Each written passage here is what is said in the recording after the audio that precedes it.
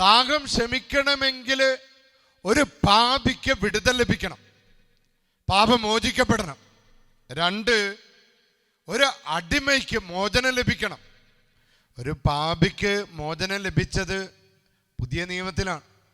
കർത്താവിൻ്റെ തിരുരക്തം കൊണ്ട്, കർത്താവിൻ്റെ തിരുശരീരം കൊണ്ട് കാൽവരി മലയിൽ അവൻ്റെ ചങ്ക് കുത്തി തുറന്ന് രക്തവും വെള്ളവും ഒഴുക്കിയപ്പോൾ ഏലി ഏലി ലാമ സബ്ദാനി എന്ന് പറഞ്ഞ് ഈശോ കരഞ്ഞ് നിലവിളിച്ചപ്പോൾ പാപിക്ക് മോചനം കിട്ടുകയാണ്.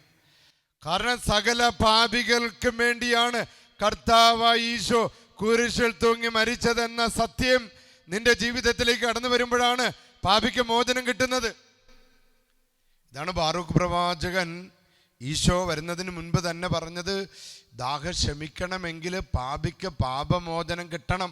പാപമോചനം കിട്ടുന്നത് ക്രിസ്തുവിലാണ്, യേശുവിലാണ്, യേശുവിൻ്റെ നാമത്താലാണ്.